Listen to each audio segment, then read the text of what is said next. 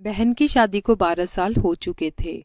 उसका ससुराल पड़ोस के गांव में था, लेकिन मैं अभी तक कभी उसके घर नहीं गया था।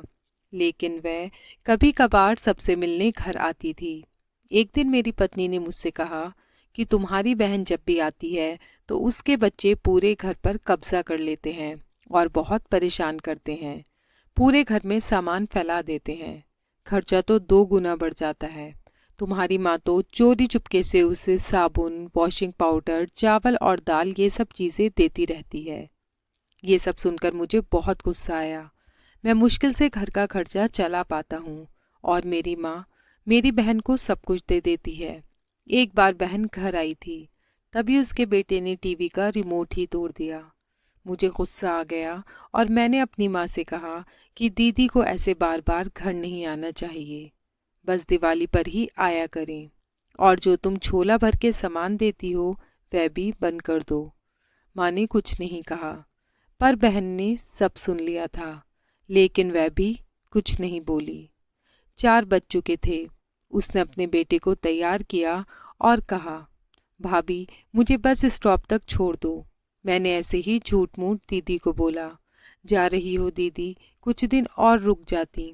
उसने मुस्कुराते हुए कहा, अरे नहीं, बच्चों की छुट्टियां खत्म हो रही हैं, हमें जाना चाहिए अब।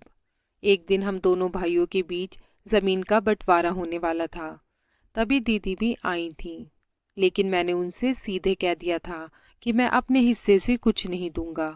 माँ ने कहा कि बेटी का भी अधिकार होता है, लेकिन मैंने उसे चिल्लाकर कहा कि मैं उसे कुछ नहीं दूंगा। दीदी सामने बैठी थीं, पर कुछ नहीं बोल रही थीं। अलग होने के कुछ दिनों बाद मेरे बड़े बेटे को टीबी की बीमारी हो गई। मेरे पास उसके इलाज के लिए बिल्कुल पैसे नहीं थे। मैं बहुत तनाव में था। ऐसे ही एक दिन मेरी बहन घर आई और मेरे पास बैठ गई। उसने अपना हाथ मेरे सिर पर फेरा और कहा कि तुम टेंशन में हो क्या? तुम्हारी बड़ी बहन हूँ। मैंने तुम्हें बचपन से पाला है। तुम्हें जानती हूँ मैं, और तुम मुझसे भी ज्यादा बड़े दिखते हो। उसने अपने हाथों से सोने की चूड़ियां निकाली और मेरे हाथों में दे दी। उसने कहा, तुम पागल हो, तुम ऐसे ही टेंशन ले रहे हो। ये चूड़ियां लो और अपने बच्चे का इलाज कराओ। वह धीरे से बोली, चूड़ियों के बारे में किसी को मत बताना, तुम्हें मेरी कसम है। उसने फिर से अपना हाथ मेरे सिर पर फेर दिया। उसने मुझे 1,000 रुपये दिए। उसमें 500 और 100 के नोट थे। शायद उसने बचत करके जमा किए होंगे। ये पैसे जेब में रखते हुए बोली कि बच्चों को जो चाहिए ले लो और इस तरह टेंशन लेकर मत बैठो। चलो, मुझे अभी जाना है। बच्चे स्कूल गए थे, इसीलिए सोचा जल्दी जाकर भाई को मिलकर आऊं, इसीलिए आ गई। तभी मेरा ध्यान दीदी के पैरों पर गया। उसने टूटी हुई चप्पल पहन रखी थी और पुराना दुपट्टा पहना था। वह जब भी घर आती थी, उसके कंधे पर हमेशा वही दुपट्टा रहता था। बहुत जल्दबाजी में चली गई और मैं कुछ नहीं बोल पाया।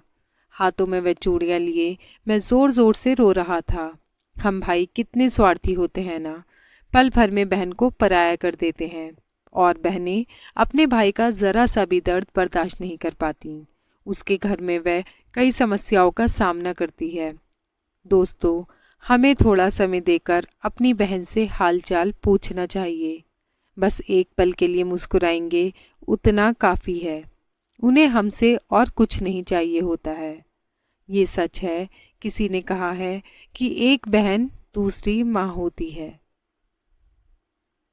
ये कहानी आपको कैसी लगी और इसके बारे में आपकी क्या राय है, हमें कमेंट सेक्शन में बताइए।